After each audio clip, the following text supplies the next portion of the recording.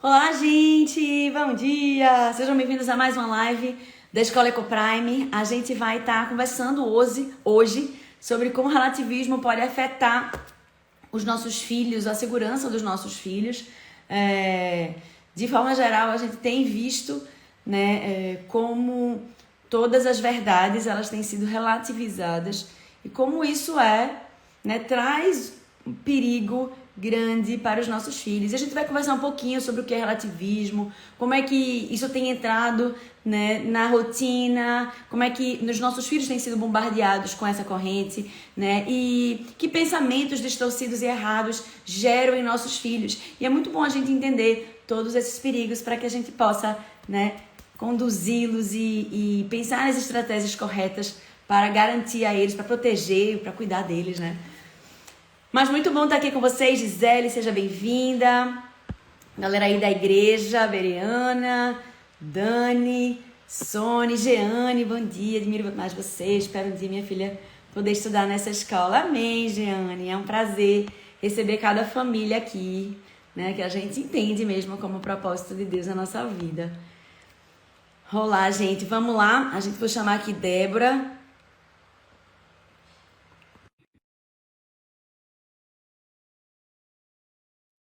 Rose.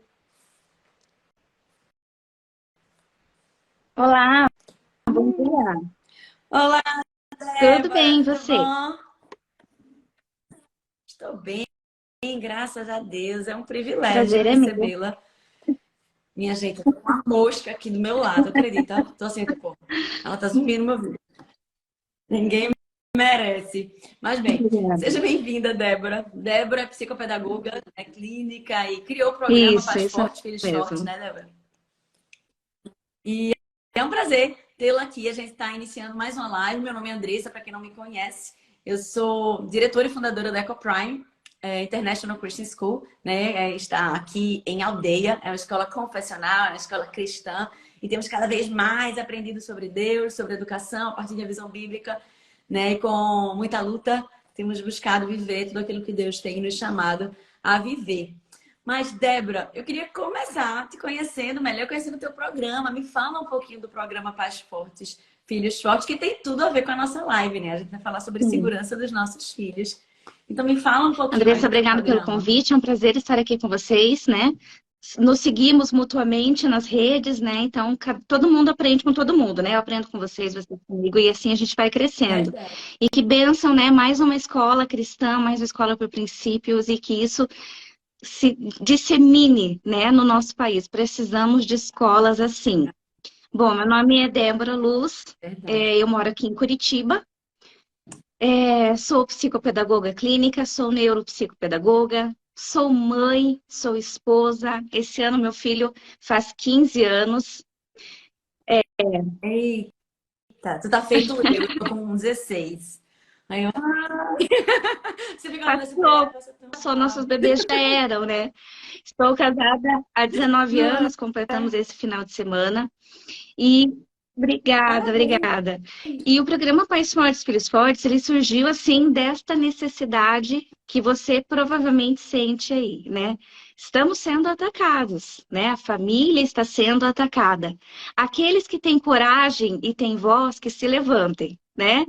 Vamos acordar, vamos nos levantar. Então, o programa Pais Fortes, Filhos Fortes, ele é um programa que ele visa fortalecer a família. Fortalecer de que forma? Primeiramente na palavra de Deus, que é o nosso grande fundamento, e depois trazendo conceitos da minha área, trazendo conhecimentos da minha área para que essas famílias possam agregar a elas, né? Porque a gente precisa pegar aquilo que nós temos de bom da ciência e trazer à luz, né? Para que mais pessoas conheçam, para que mais pessoas tenham acesso. Né? E tirar essas escamas dos olhos, né? Pessoal, vamos olhar tudo pela palavra, que é o que nós faremos hoje, né? Nosso tema base é palavra. Então, eu jogo qualquer teoria no lixo, se ela entrar em contradição com a palavra de Deus, ela não fecha para mim, ela não vale. para mim. Então, é esse o objetivo, né? Que a gente tenha uma família com base na palavra, centrada na palavra, que funcione, né? Que seja uma família funcional, que seja uma família saudável, que seja uma família sólida, né? Uma família forte. Sim. E é muito interessante isso que você falou, né? Quando a gente se torna cristã, né? Quando a gente se torna cristão, a Bíblia diz que a gente morreu com Cristo e a gente deve viver nele, né? Por ele. E é isso, né? A gente deixa de pensar, isso aqui é justo, isso aqui é bom, isso aqui é ruim. Peraí, né? Olha o que é que tem na palavra, o que é que a palavra fala sobre isso, né? E a nossa vontade, a nossa opinião, ela deve ser balizada, né? Como você disse, na palavra de Deus. E é muito bom. Débora, assim, a gente tem visto cada loucura, cada aberração, que é essa palavra, né? Que a gente olha para a nossa vida e, Senhor, louvado seja o teu nome pela minha salvação em primeiro lugar. Mas louvado seja o teu nome, porque tu colocaste a tua palavra como luz no nosso caminho. E a gente não está nesse mundo de louco, né? Parece que no mundo de cegos mesmo, né? Onde as pessoas não conseguem ver a loucura em que acreditam, a loucura que defendem, né? E tá cada vez mais difícil. E apesar de a gente tem esse discernimento, né, na palavra e tudo mais, e a nossa luta é essa, né? Ensinar aos nossos filhos a conseguirem ver dessa forma também, né? Com as lentes da cosmovisão cristã e avaliando tudo através dela, porque eles estão sendo bombardeados por todos os lugares.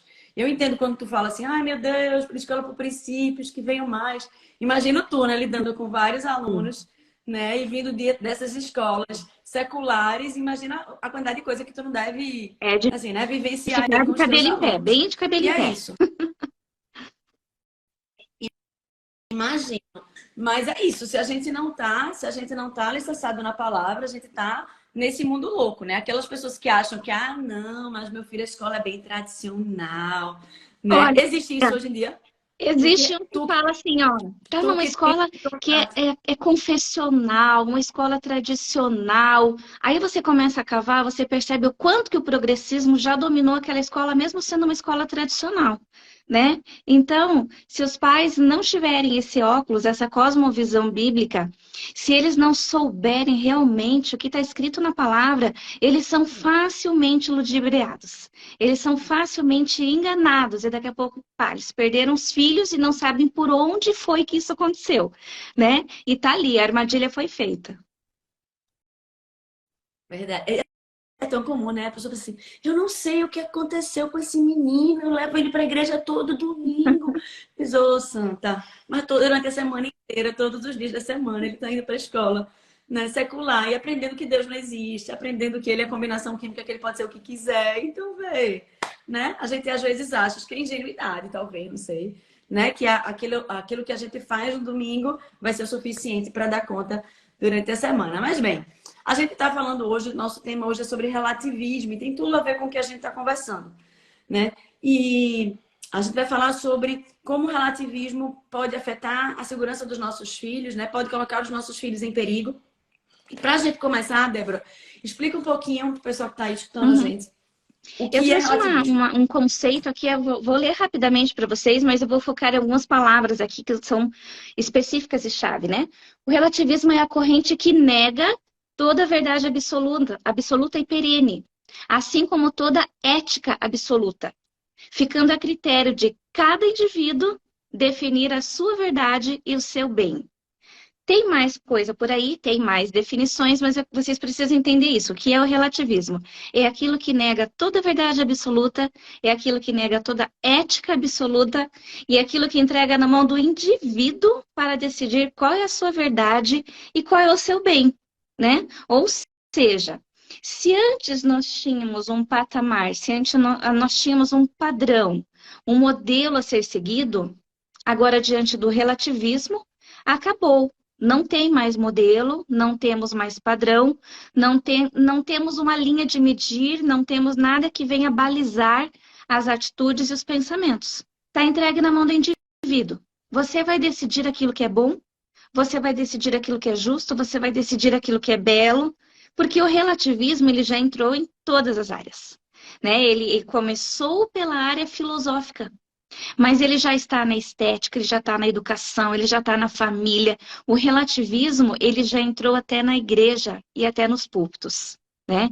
Então, é um engodo, é uma teologia de demônios, né? Uma vã filosofia que veio assim de forma sutil, de forma muito delicada, com muita sutileza, assim como todo inimigo vem, ele não entra de repente, ele entra de forma sutil e ele já foi inserido nas nossas famílias, né? Se nós olharmos hoje bem a fundo, diante disso que nós estamos colocando aqui, a gente já vai começar a desmistificar aí, aonde que está o relativismo nas áreas aqui da minha família, não é mesmo? Perfeito. A gente pode entrar nessa seara e trazer alguns exemplos, alguns exemplos de onde o relativismo ele tem entrado e como ele tem Então, assim, o entrado. que que nós observamos muito hoje em dia, principalmente, né, Andressa, nós que temos adolescentes, né, na fase de deturpação da identidade, de serem roubados na sua essência, né? O quanto hoje os adolescentes e até as crianças já da mais tenra idade, né, 7 anos, eles já estão querendo roubar a essência da criança, né? Como? Relativizando. Quem foi que disse que essa criança nasceu com esse corpo e a mente dela é condizente com o corpo, né? O que era normal antigamente era você tem um corpo e você baliza a tua mente de acordo com a sua estrutura, de acordo com o seu corpo, né? Você entra em concordância. Aquilo que você pensa está em discordância com a realidade. Então vamos te ajudar a entrar em concordância com a realidade que é o teu corpo. O relativismo ele entrou de uma forma tão nojenta, que hoje você pega um adolescente e ele fala assim: ah, mas não é o que eu penso. O que eu penso e o que eu sinto não é isso. Ou seja, você joga no lixo tudo aquilo que você vê de realidade, tudo aquilo que você vê que é verdadeiro. E você tenta equalizar o seu corpo, a realidade, o teu entorno, as pessoas, de acordo com o teu sentimento, de acordo com aquilo que você acha, de acordo com aquilo que você se colocou como seu juiz, como a sua verdade, né? Então, Verdade, né? Deixou de haver fatos. Agora é só, tudo é baseado em sentimentos, né? A forma como eu me sinto. Pessoal, até alguns tiram onda, né? Eu sim, me sinto um sim. fusca. Tipo, tudo se trata E o sentimento. de como se sente. Aí teve uma pessoa que foi na rua e aí tava conversando sobre essa situação dos trans no nome? Nos esportes e tal. E aí no final perguntou a mulher assim, mas o que é um homem? Aí a pessoa, meu Deus, uma sociedade onde as pessoas não conseguem definir Uma algo tão básico, né? O que é um característica homem, o que é uma física. mulher. Que isso É. não sabe definir Então, nada, né? essa definição de Ida. que cada um tem a sua verdade, cada um tem a sua definição, ela entrou no meio das crianças e dos adolescentes para acabar com eles. Acabar pelo seguinte aspecto: nós temos o nosso cérebro totalmente formado. As crianças não. As crianças, por lei, eles são seres em desenvolvimento. Pela ciência não dominada, a criança ela é um ser em desenvolvimento. O cérebro dela está se desenvolvendo. Quando que isso vai ser concluído? Para as meninas, a partir de 18, 20 anos, começa a conclusão desse cérebro, onde ela vai estar pronta para tomar as suas decisões. E para os meninos, pode acontecer até 25 anos. Né? Ou seja, até 25 anos, o ser ainda está em desenvolvimento, o cérebro não está totalmente maduro, o córtex pré-frontal que fica aqui na frente ainda está, né, em desenvolvimento, se transformando para entrar junto com aquilo que já está em desenvolvimento. Então, o inimigo ele é tão sujo, ele é tão nojento que ele sabe disso, né? É a natureza humana. A natureza humana, eles não estão em desenvolvimento. Prontos, eles estão se desenvolvendo. Então, eu vou pegar uma sugestão e eu vou inserir na mente deles essa sugestão. E eles vão acatar. E a sugestão, ela é tão suja, ela é tão perigosa e perniciosa que a gente consegue inserir na cabecinha das crianças e dos adolescentes a ideia que nós quisermos. Eu provei disso em 2 sessões que eu fiz com uma adolescente. Ela chegou para mim e ela falou assim: Ah, eu já vou te contar quem eu sou. Eu sou pansexual. Ela tinha 12 anos. 12. Uma criança que não deveria nem estar falando nesta questão. Não, mas ela já tinha decidido que ela era pansexual. Falei, ok, defina pra mim. Pan é Isso que eu falei pra ela. Eu falei, defina pra mim pansexual. Ah, pan é tudo, tudo. Gosto de tudo. Falei, ótimo, tá bom. Deixa aí essa informação, né? E ela foi falando quem ela era, que ela achava os homens todos vagabundos, e porque não sei o que, não sei o que, não sei o que. E foi, né, trazendo aquela papagaiada repetida de TikTok, de Instagram. Repetição, repetição, sem pensar, sem pensar. E ali eu fui jogando várias sugestões na cabecinha dela, muito sutis naquela sessão. Na próxima sessão, ela chegou falando assim pra mim: que engraçado, eu tô me sentindo tão mais feminina. Aí eu falei: então tá, agora eu vou desmascarar pra você o que era que eu, a primeira vez que você veio, o que eu fiz com você e o que estão fazendo com você. Eu fiz isso com você para você entender que as sugestões estão guiando a sua vida. A partir do momento que eu joguei sugestões, iscas, pequenas iscas no teu pensamento de que você era uma menina, de que você era feminina, de que o teu cabelo tinha um balanço bonito, eu fui jogando sugestões e você acatou, a ponto de você estar se sentindo mais feminina. Ela falou assim: sério que você fez isso? Eu falei: é sério. E eu fiz isso, eu estou contando para você que eu fiz isso, para você entender o quanto você está tomando decisões com base num cérebro que é imaturo, com base num cérebro que não tem essa capacidade de decisão. Que você não é assim. Você tomou uma atitude baseado em sugestões que te deram. Por quê? Porque hoje tiraram os teus padrões. Tiraram a base de que você olha para o teu corpo e você vê aquilo que é a realidade. E você deixa a tua mente em concordância, né? Mas aqui a gente já está falando de casos extremos, né? Daquilo que é o sintoma, daquilo que a gente já está percebendo, né? E desde a infância. Por quê?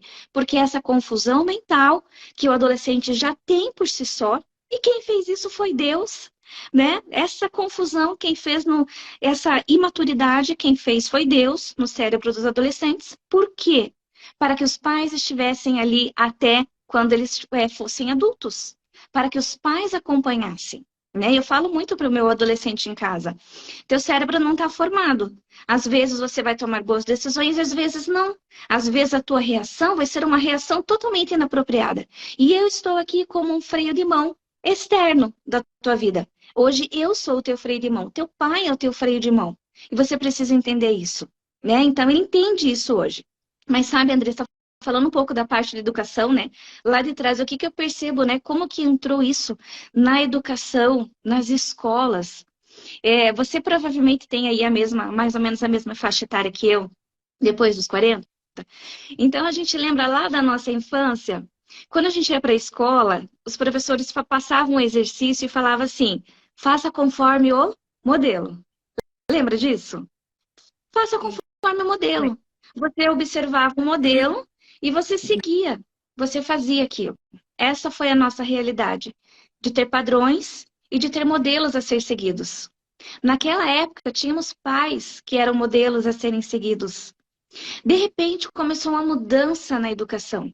Uma mudança de que a criança precisa pensar por si mesma e ela não precisa ter modelos, ela precisa ter o próprio raciocínio. Você lembra disso? Foi lá em 1900 e pouco, né? 1990 e poucos. Né? Em 1998 eu já dava aula, então eu lembro desta formação desse raciocínio. Por quê? Porque é relativo aquilo que a criança sabe. Não é verdade aquilo que ela está colocando lá se ela está seguindo um padrão. Eu lembro dessa discussão. A partir daquele momento foi abolido.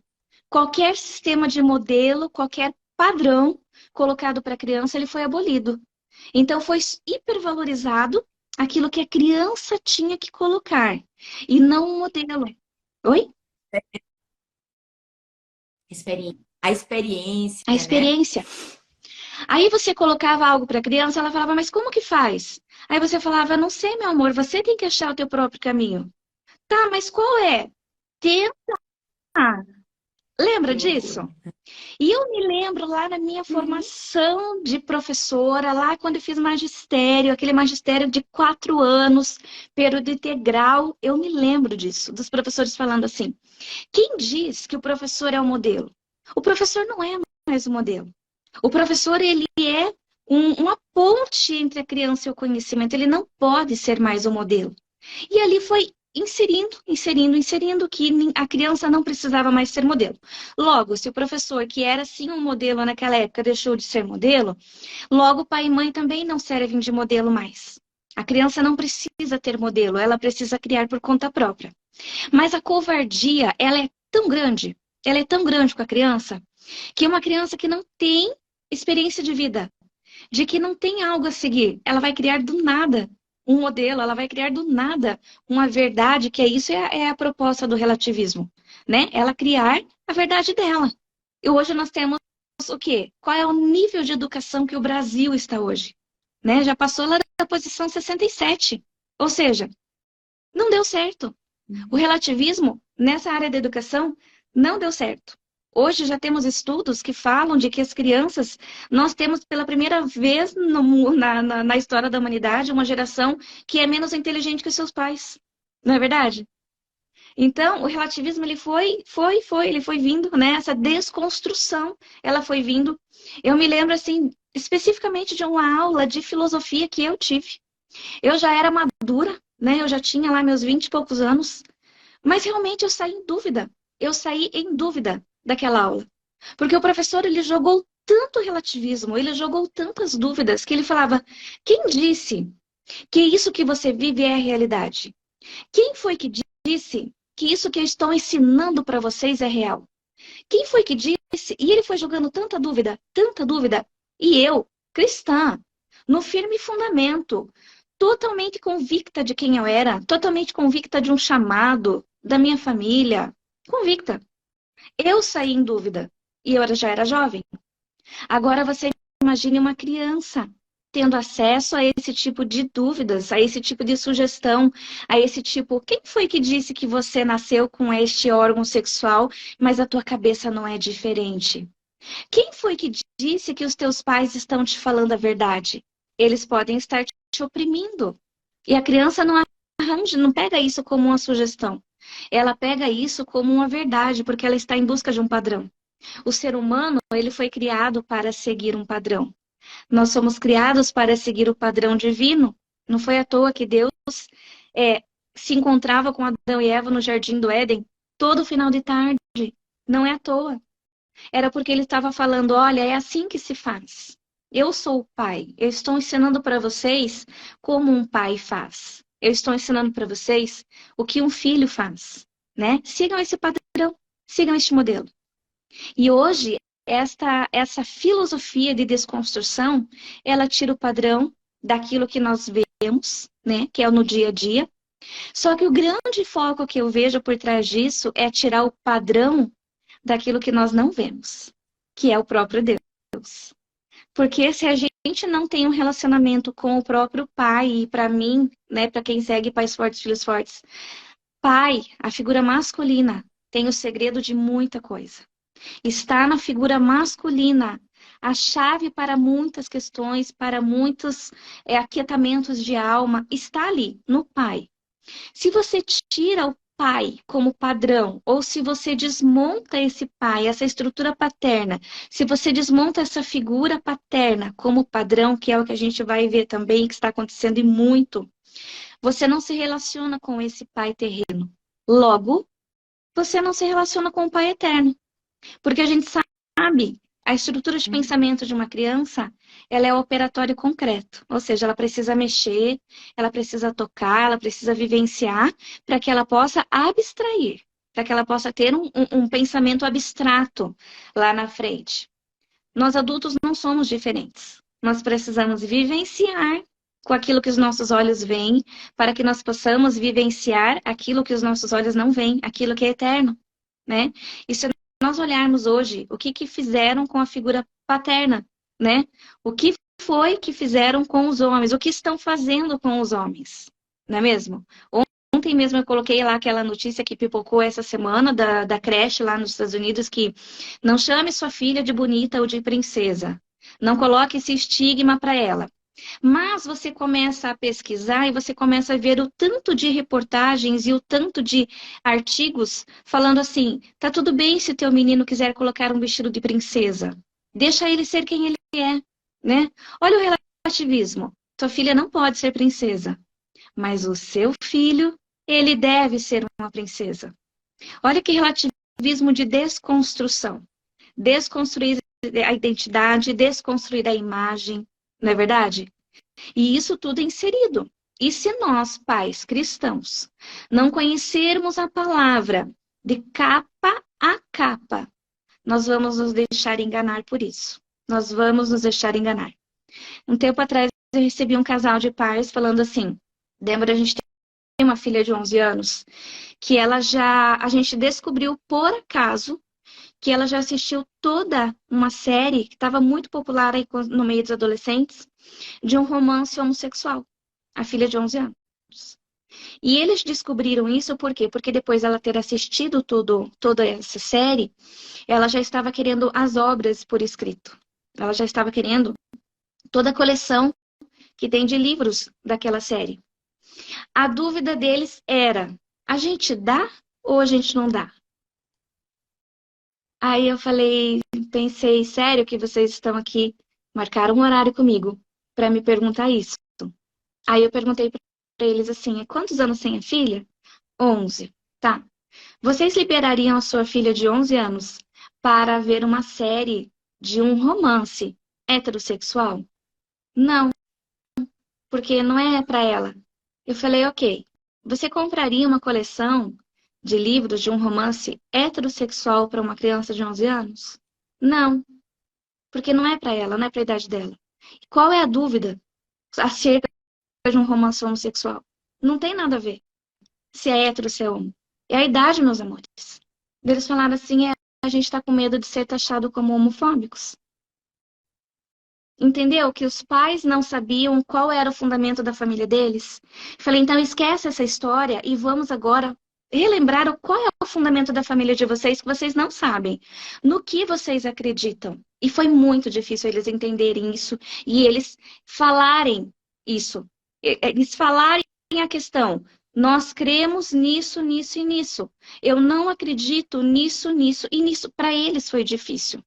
Aí eu falei assim... A gente tá... Desculpa. A gente tá vivendo um momento de manada, né? Mas... eles foram amordaçados. Nós somos amordaçados na mente pelo relativismo, né? Pelo politicamente correto.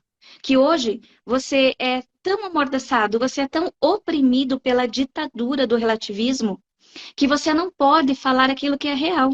Se eu venho aqui, eu tenho palavras duras, palavras fortes e taxativas.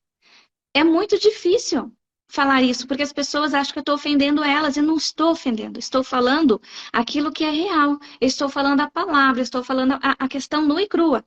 Então, aquela família, até que eles professassem com a boca deles quais eram as crenças deles, o que eles achavam errado, o que eles achavam correto, demorou uma sessão inteira. Aí eu falei assim, vocês perceberam que vocês não sabiam qual era o fundamento da família de vocês? A gente não sabia. Falei, se vocês não sabiam, quanto mais os filhos de vocês. Então, agora vocês precisam contar isso para os teus filhos. No que é que vocês acreditam? O que é que vocês não acreditam? Tire o politicamente correto da sua cabeça. Tire a mordaça social. Tire e fale abertamente na sua família aquilo que é justo, aquilo que é verdadeiro, aquilo que é bom, aquilo que é correto, aquilo que é verdade. Existe uma verdade absoluta, sim. Existe a nossa verdade absoluta. Ela tem um nome, começa com letra maiúscula, né? Se chama a verdade. É Jesus, a nossa verdade é Jesus, né? E por que que nós temos medo, ou falamos pouco, ou deixamos que os nossos filhos aprendam no TikTok aquilo que não é para eles, né? Você falando no começo, como fazer uma briga entre 1 hora de escola bíblica dominical no domingo para 20 horas de relativismo puro na cabeça das crianças lá na escola? Eu recebo pequenininhos que quando você vai dar uma orientação numa brincadeira, num desenho, eu tava desenhando com um pequenininho de 4 anos esses dias. Olha, vamos fazer assim, assim? Vamos fazer mais ou menos por esse modelo, por esse padrão? Ele falou assim, não, eu vou fazer do meu jeitinho. Aí ele pegou um lápis, ele riscou, riscou. Eu falei, e aí? Ele falou, tá bonito, porque é do meu jeito. Olha o relativismo. Eu fiquei assim, falei, meu Deus, é relativismo. Ô, Débora, Pode falar. desculpa, finaliza. Eu estava avaliando uns livros aqui na escola que trabalham educação financeira, sendo que eles estão entrando na questão da identidade também. Mas bem, aí eu estava analisando esse livro para 4 anos de idade. E aí tinha lá, quem é de Portugal fala português, quem é da França fala francês, e aí ia lá e lá no final dizia assim, o Ah, ser diferente é mais legal. Era o final do poema. As sugestão. sugestões, né? Jogadas sutilmente, né? Porque eles estão sendo levados a acreditar nisso, né? De que o ser hétero, o seu normal, Aham. é careta, não faz sentido. Mas o ser diferente é mais legal. Eu fiquei, meu Deus do céu. Olha como tá. Uma coisa tão sutil. Parece um poema tão legalzinho, falando dos países e não sei o quê. E no final, Exato. pá, né? E passa Olha só, a relativização totalmente. da questão da identidade, ela está em todas as áreas. Ontem eu estava assistindo uma série com meu marido, mas muito legal a série, muito legal. Só que aos poucos você percebe frases jogadas aleatoriamente. Aleatoriamente. Tinha um rapaz que nem era gay, nem era, elas achavam que ele era gay, e daí uma delas, numa forma muito aleatória, num momento nada a ver, falou assim: tomara que ele seja mesmo, porque eles são muito mais legais. Aí eu falei pro meu marido, falei, pescou? E assim, frases aleatórias daí contra aquele que é hétero, né? Hoje o estigma, né? Hoje o grande vilão da sociedade é o homem hétero, branco, cristão, conservador. Este é o vilão, né? Que a turma do amor não tem problema nenhum em falar que esses homens precisam, né? Ser, não precisa, nem vou falar aqui para o Instagram não ficar cortando a gente, mas eles precisam ser, né? Levados a cabo. Então, este hoje virou o grande predador, né? Da humanidade. Então, assim, e isso é pregado nas escolas. Isso é colocado, né? Se você hoje é um menino branco, hétero, e você é de uma família conservadora, pode começar a pedir perdão para a sociedade, né?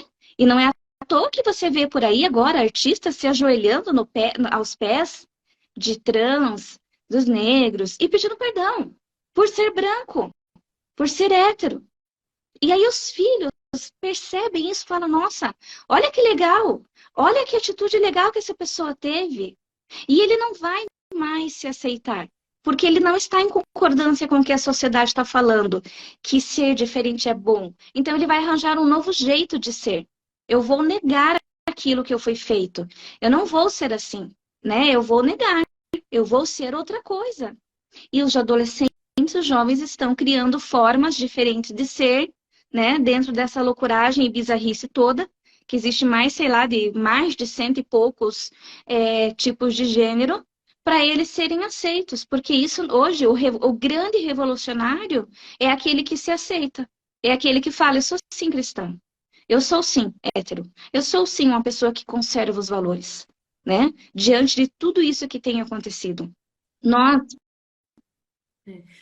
Uma pessoa, uma pessoa perguntou aí o final do poema Rosenilda. Eu acho que o final do poema era "E ser diferente é mais legal", né? Esse era o final do poema desse livro de para 4 anos de idade.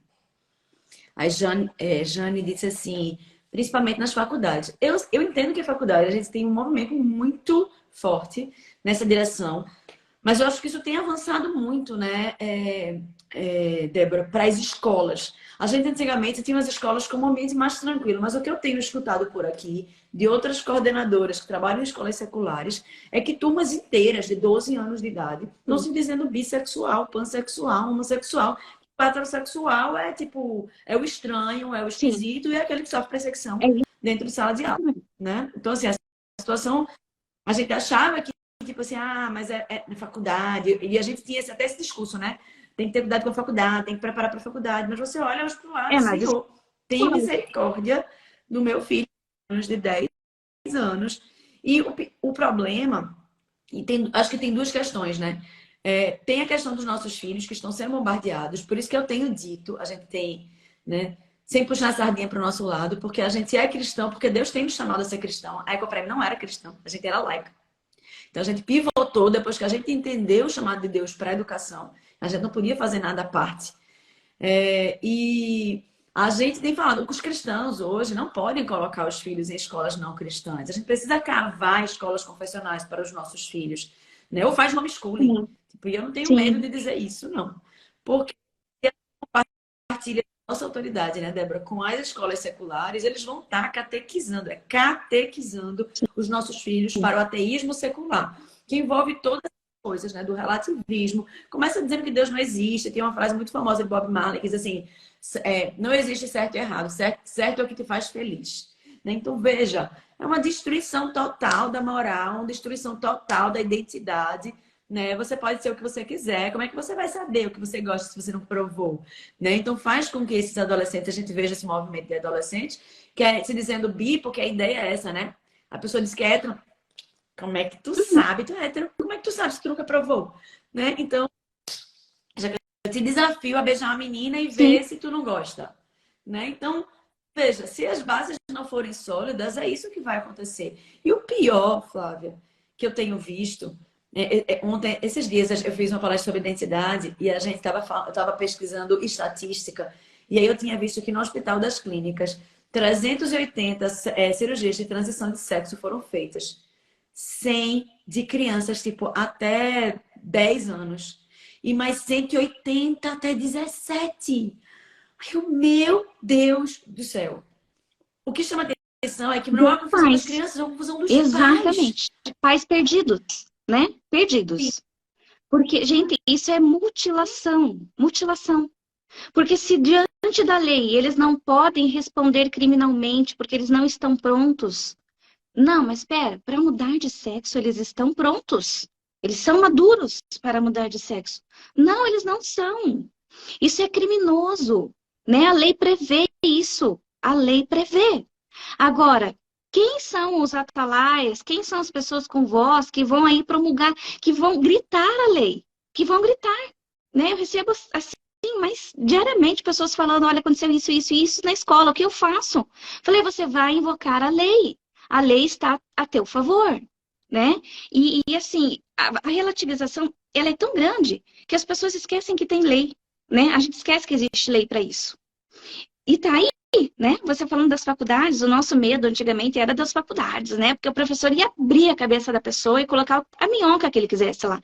Só que aquela geração já passou pela faculdade e já foi deturpada. E são os profissionais que hoje estão nas escolas, né? São os profissionais. Graças a Deus, Deus teve misericórdia da minha vida, da tua, que nós passamos pelo processo dessa discipulagem aí, sei lá o que é, dessa lavagem cerebral, o que eles fazem isso na nossa cabeça?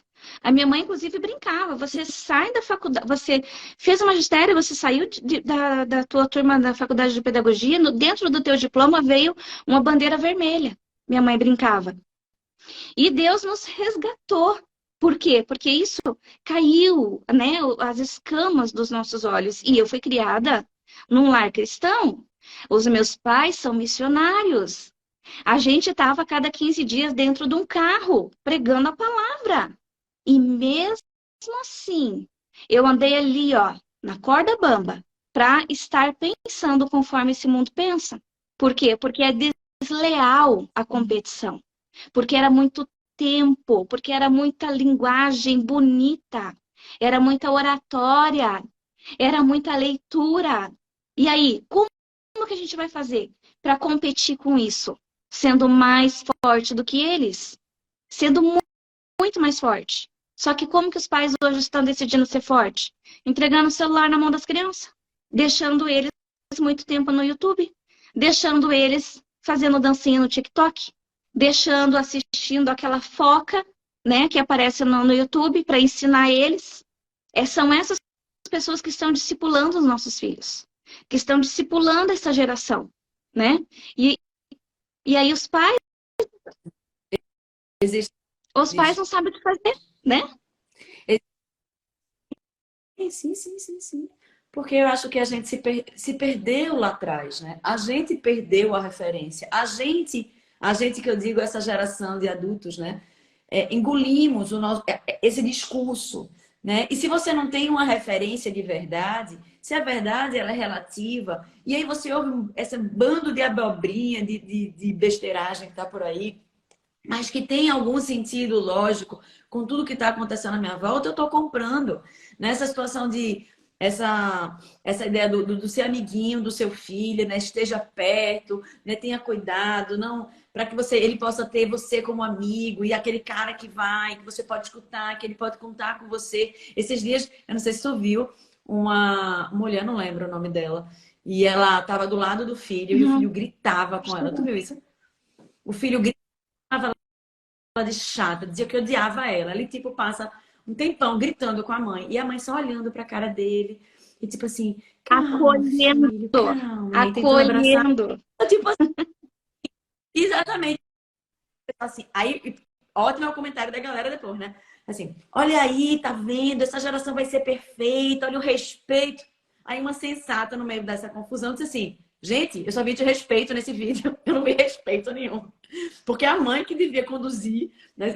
Até a pessoa diz assim, se fosse meu filho, eu ia dizer, meu filho, pare, que eu sou Mas sua mãe e eu sabe o exijo que respeito. é, Andressa? É uma necessidade que os adultos hoje têm. Eles são carentes, adultos carentes de afeto. E eles estão procurando esta afirmação e esta amizade em crianças em desenvolvimento. Quando você joga uma sugestão para esses pais, falando, não, você não precisa ser autoritário. Você não pode ser autoritário como os teus pais. Você lembra como eles eram maus? Como eles eram autoritários? Quanto bastava eles olhar para você e você já tinha que obedecer? Então eles te jogam isso e falam assim: não, você precisa ser amiga para que você não perca teus filhos. Só que a partir do momento que você passa a ser amiga dos teus filhos, você já perdeu eles. A palavra diz o quê? Jesus falou o quê? Vós sois meus amigos se vocês fizerdes o que eu vos mando. Aqui em casa eu falo para o meu filho: você quer ser meu amigo? Faz aquilo que eu mando. É ele que tem que buscar ser meu amigo. Não sou eu que tenho que correr atrás. Eu tenho as minhas amigas da minha idade. Ele tem que ter amigos da idade dele. Eu sou a figura de autoridade para ele. Eu sou a figura que vai impor a ordem. O meu marido vai impor a lei. E eu vou pegar essa lei e fazer valer. É esse o fundamento aqui dessa casa. O meu marido traz a ordem, traz a lei, assim como Deus trouxe a lei. E eu, simbolizando a igreja, vou pegar esta lei, que é a palavra dele, e vou fazer valer. E não vou colocar nada, eu não vou inserir nada nesta lei, porque ela já foi posta. Eu vou fazer valer essa lei, né? Então, se ele andar conforme a lei, ele vai ser meu amigo. Nós temos os nossos momentos de deitar junto, de conversar, de ver videozinho bobo, videozinho de gato que a gente ama. E é o momento que eu vou falar, ah, deu agora, desliga isso aí, vai tomar banho. Ah, mãe, mas tava tão gostoso aqui. Filho, obedeça, simplesmente obedeça e vai. O amigo não pode falar isso, né? E aí, Andressa, o que eu costumo dizer sobre isso, né? Entrou aí na educação de filhos, essa linha da relativização, né? Vamos, não pegue aquilo que é antigo, não pegue o clássico, não pegue o tradicional. Isso não é bom, demonizar isso daí. Isso não é bom, vamos fazer algo novo.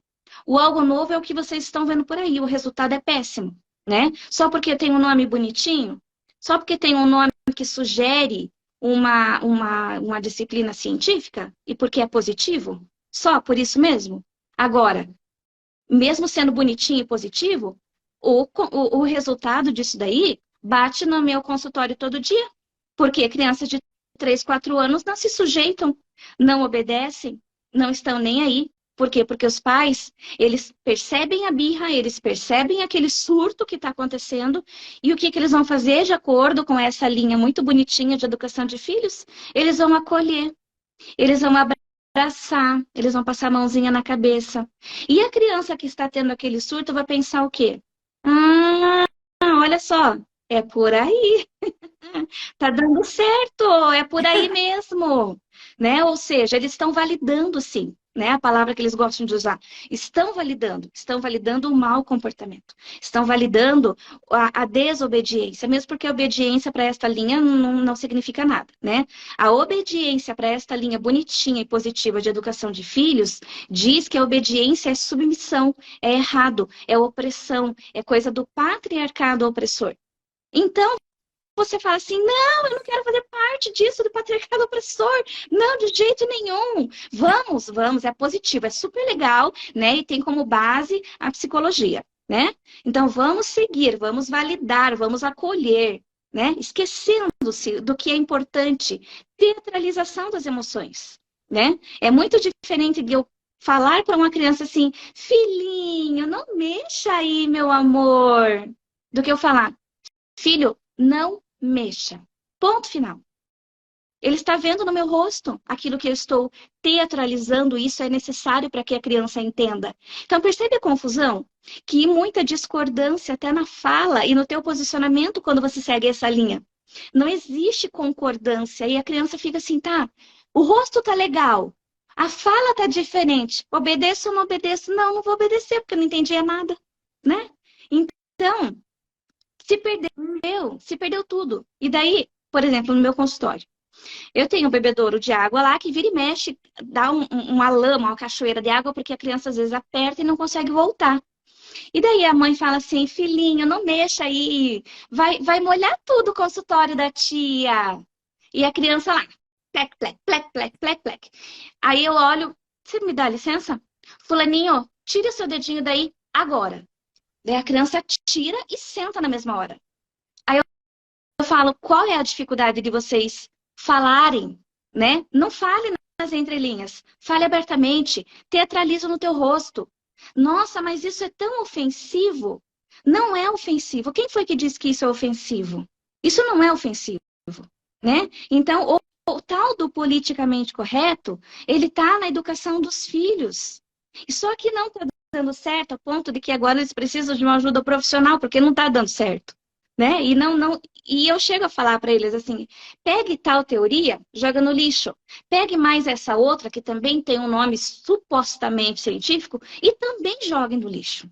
E vamos voltar para a base. O que a base diz? A palavra de Deus fala assim, ó, não remova os antigos marcos dos seus pais. Lembra disso? Está lá no Antigo Testamento. Não remova os antigos marcos. Qual era o antigo marco? Pai e mãe, vocês são autoridade. Filhos, vocês devem obediência. Inclusive a lei, o Código Civil diz que os filhos até 16 anos, eles devem obediência aos pais e devem prestar serviços de acordo com a sua idade. Nas palestras que eu falo, eu coloco esse Código Civil bem grande.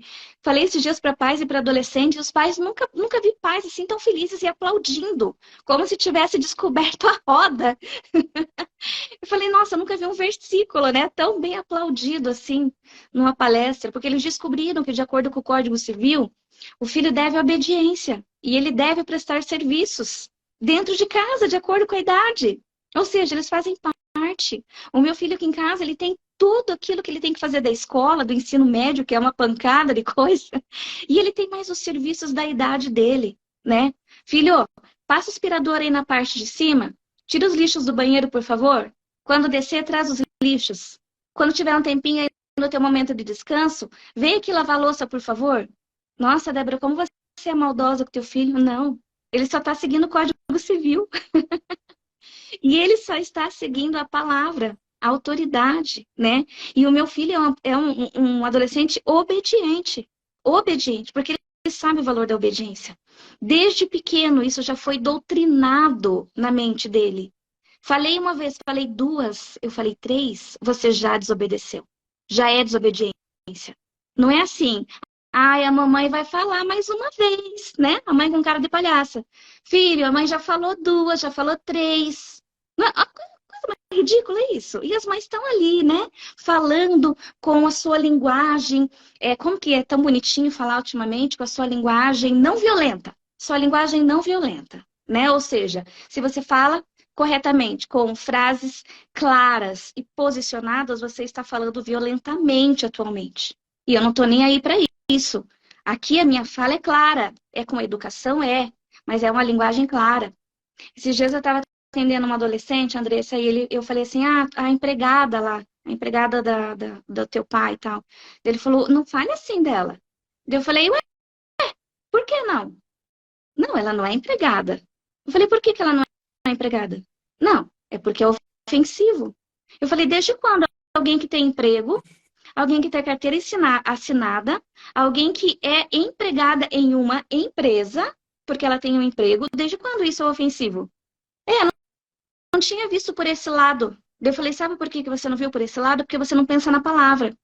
Porque ultimamente a relativização nas palavras tem sido fortemente aceita pelos adolescentes. A ponto de falar que a palavra empregado é ofensivo e não é ofensivo. O meu marido é empregado numa multinacional aqui no Brasil. Ele é empregado, ele tem emprego. Os professores da escola, eles são empregados, eles têm empregos, né? Ah, não, vamos mudar, vamos agora dizer que eles são colaboradores. Não, ninguém vem colaborar à toa. Ninguém sai de casa e fala, hoje eu vou colaborar. Não, você vai trabalhar porque você tem um emprego e você está diante de uma lei que fala que se você não cumprir aquilo, você vai ser demitido. Não é? Então, olha como a relativização das palavras hoje em dia está sendo maciçamente difundida nas escolas, né? Começando nas escolas, vindo para casa, né? E eu não posso falar que o meu filho me deve obediência porque eu estou sendo agressiva com ele. Quem foi que disse? Agora eu quero relativizar isso. Quem foi que disse essa baboseira toda e por que que nós acreditamos? Não é verdade?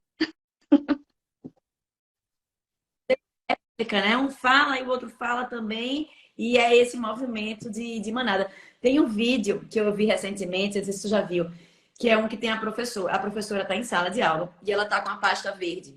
E ela diz assim, olha, qual é essa pasta? Aí todo mundo, verde. Fez ok.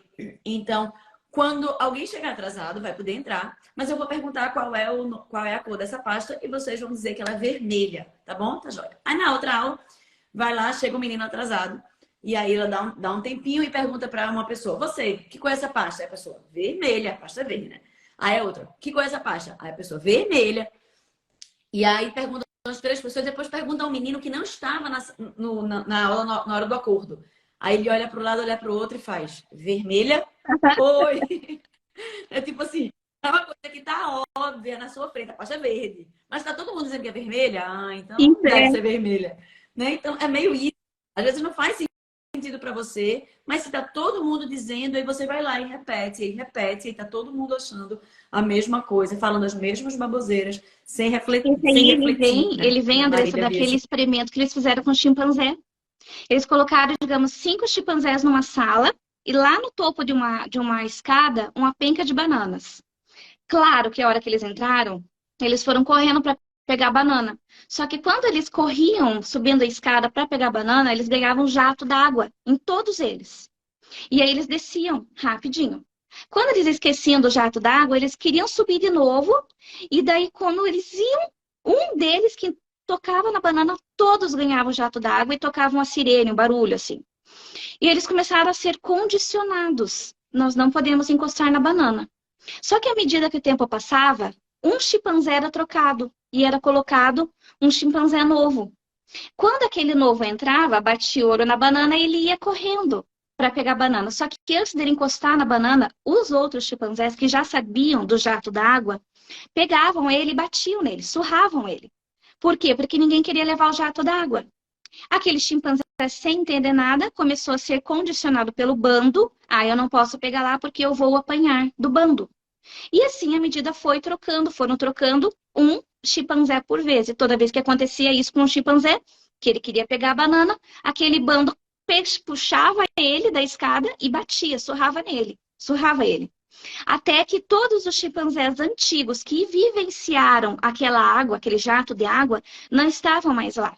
Só estavam os chimpanzés novos, que não sabiam da água, mas que aprenderam que eles não deveriam pegar a banana, porque toda vez que eles pegassem a banana, encostassem nela, o bando ia pegar eles e ia surrar.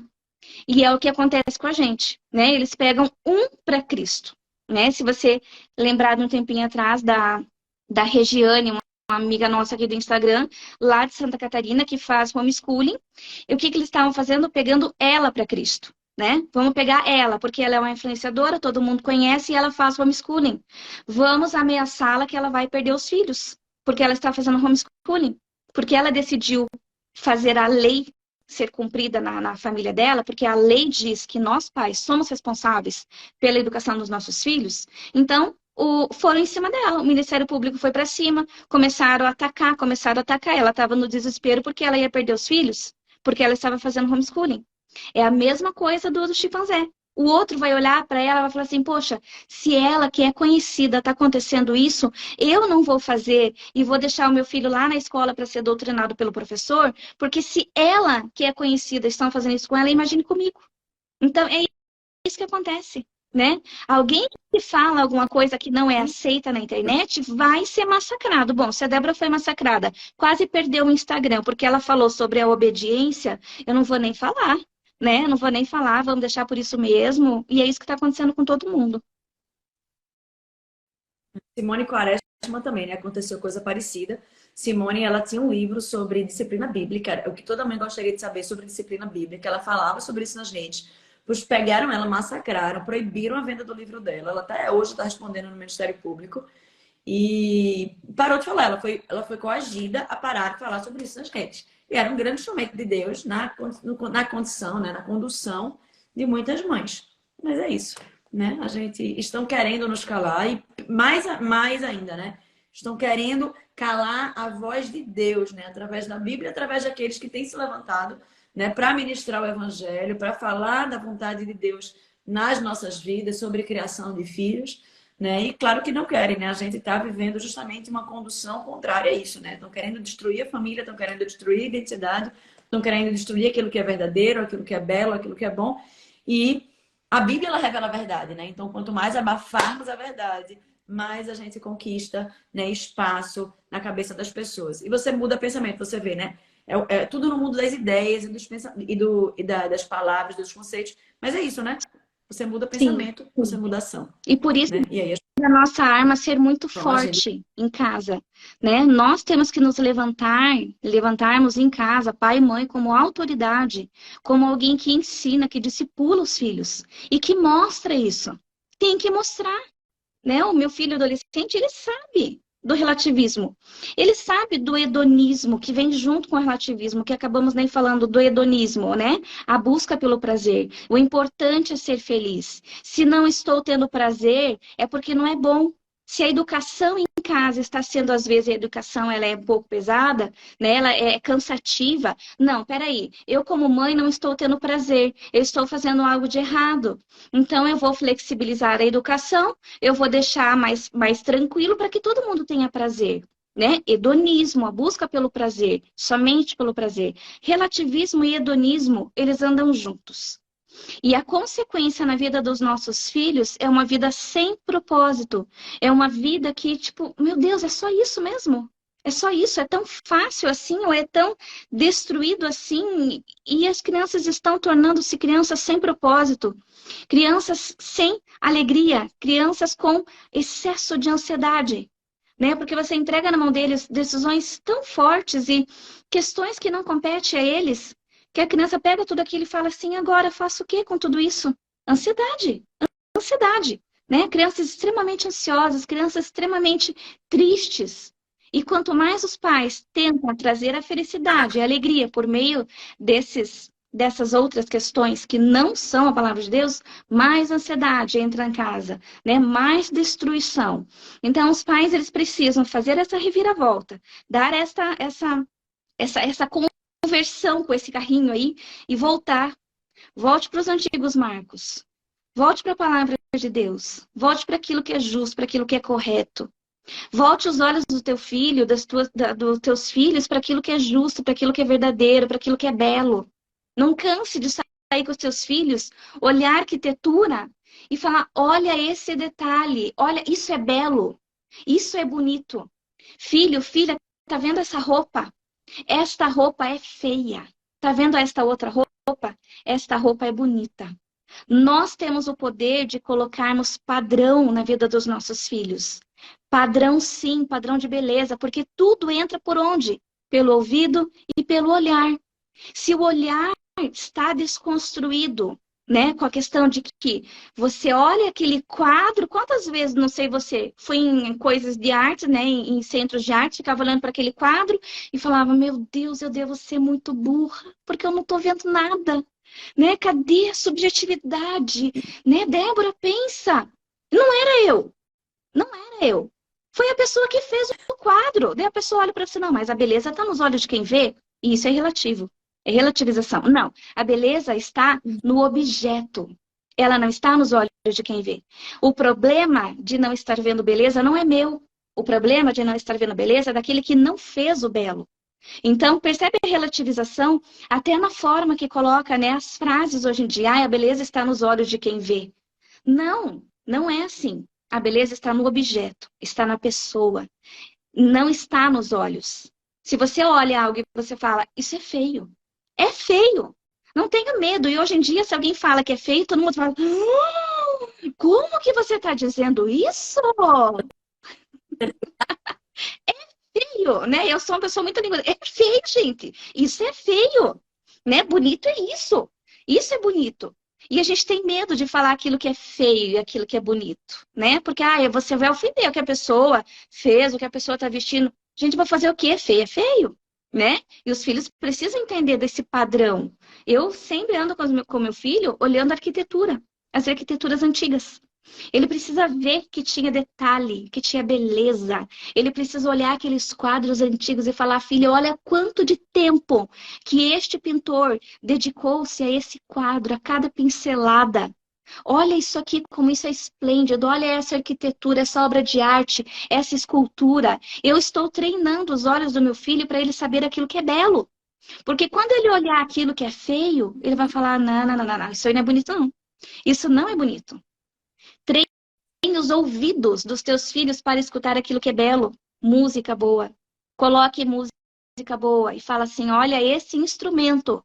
Você está percebendo o melisma? Você está percebendo a entonação, a harmonia nessa música? Olha como ela te traz paz, olha como ela te traz um bem-estar.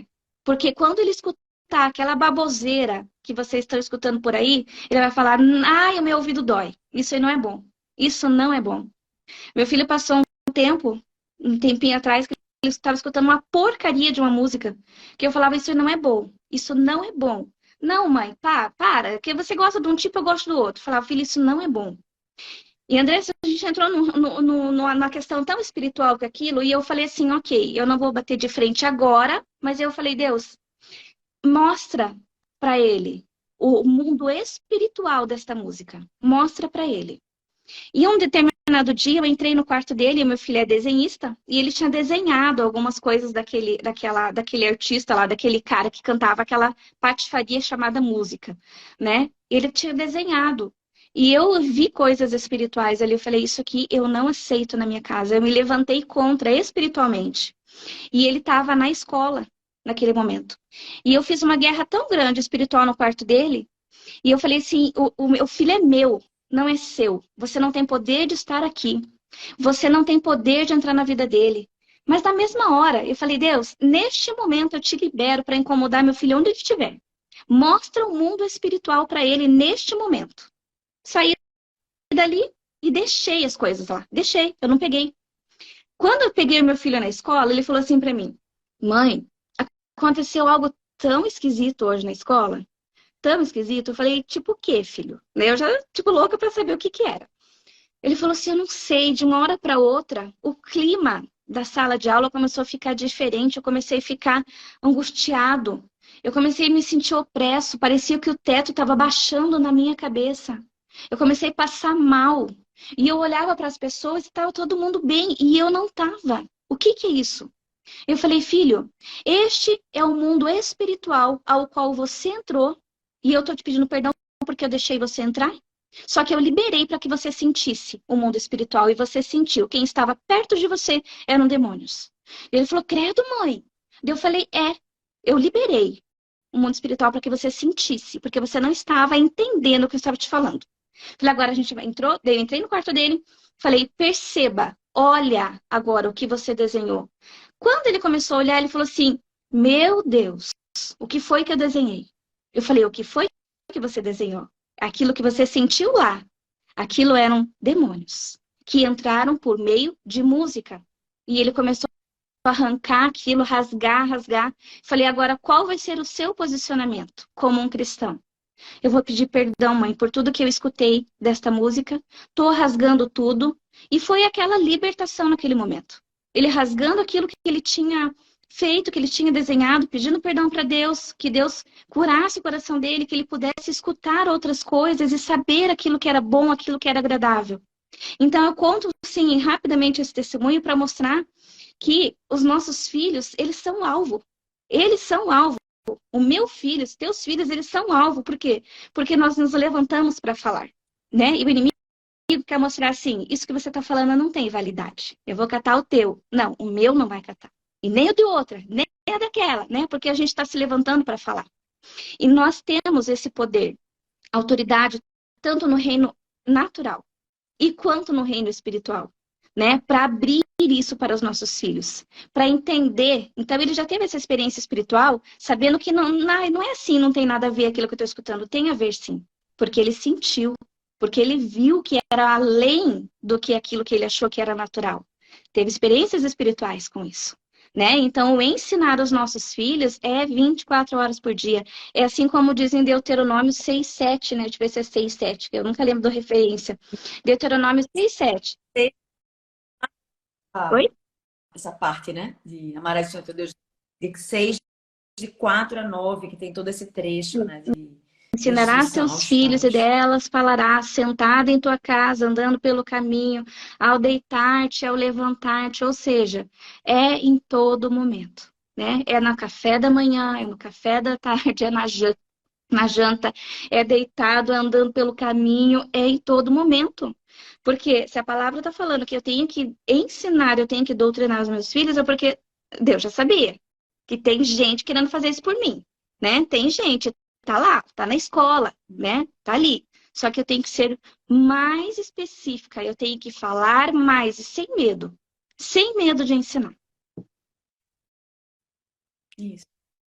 Porque a nossa, né, o nosso medo não deve ser dos homens, né? O nosso temor deve ser a Deus, de Deus, né? Daquele que pode lançar nossa alma no inferno, né? E a gente precisa realmente obedecer, né? E você falou algo interessante, a gente precisa inculcar e a gente precisa orar, né? Não é fácil, a gente luta contra o nosso pecado, a gente luta contra o pecado dos nossos filhos, a gente luta nesse mundo espiritual, né? Então a gente precisa realmente se armar, né? Se organizar, fazer devocional, ter um momento de estar com Deus, de ler a Bíblia, de se alimentar, de se armar, porque a gente se arma através da palavra, né? De orar, pedindo a Deus misericórdia pelas nossas vidas, pedindo graça, pedindo sabedoria, pedindo misericórdia pela vida dos nossos filhos, né? E é uma luta constante. E se a gente não, se a gente vacilar, né, Débora, a gente pode cair, né? Tem algumas pessoas que eu conheço que eram pessoas que estavam firmes na igreja e que caíram, né? E a gente estava comentando com meu marido, amor, quem está em pé, veja que não caia. A gente não pode olhar para eles e se achar soberbo e dizer assim, ah, mas a gente é melhor do que eles. Não, eu podia estar nesse mesmo lugar, né? Deus tem tido misericórdia da gente, tem tido graça, e a gente precisa orar, continuar orando para que Ele nos mantenha de pé, né? E a gente não, a gente escuta todas essas coisas, aí muitas vezes a gente balança a cabeça e acha um absurdo, mas tem pessoas que estavam ali na fé, talvez do nosso lado na igreja, que têm sido derrubadas. Então a gente precisa lutar com afinco, se armar das armas, se munir das armas certas, né? Oração, leitura da palavra, para que a gente possa estar pronto para lutar essa guerra pela nossa alma e pela alma dos nossos filhos, né? Uma pessoa perguntou aqui, meu filho de 9 anos tem medo de ficar sozinho em casa, o que fazer? Ô, Mari, eu acho que ele não pode ficar sozinho em casa, ele tem 9 anos, né? Tu precisa se organizar para, né, ele estar junto com alguém. Mas bem, a gente já está aí bem avançado na hora. Débora, eu queria te agradecer por esse privilégio, aprendi muito, né? Vou sair daqui com muitas coisas na cabeça, muitas coisas para pensar. Obrigada, né, por estar compartilhando do conhecimento que Deus tem te dado. Que Deus continue te abençoando, te capacitando, te usando na vida dos seus pacientes, né, daqueles que Deus traz até você, né? E nesses momentos também, né, no Instagram, nas lives, são momentos, né, que Deus também tem nos dado de proclamar sua palavra e bênção Amém. Por isso, Obrigada por essa viu? oportunidade de estar aqui com vocês, de nos conhecermos aqui, né? Quase que pessoalmente por uma tela. Quem sabe um dia, né? Tantas amigas que eu tenho aqui no Instagram que a gente fala, ai, gente, quem sabe um dia a gente consegue se encontrar. Ou lá no céu a gente faz uma festa, todo mundo junto, né? Daquelas que se conhecem só pelas telas. Mas é uma honra Vai estar ser aqui bem com assim, né? vocês. Muito obrigada. Obrigada, Débora. Gente, beijo, Deus abençoe. Se Deus quiser, nos vemos na próxima semana, às 7 horas, quinta-feira, tá? A gente vai falar sobre os perigos da internet com um rapaz que ele é especialista na área de tecnologia. Muito interessante, Débora. A gente teve uma palestra com ele semana passada. Mas, assim, um mundo que às vezes a gente já ouviu falar, mas desconhece. Ele vai trazer algumas coisas, então fica aí o convite, tá Beijo a bom? todos. Tchau, tchau. Beijo.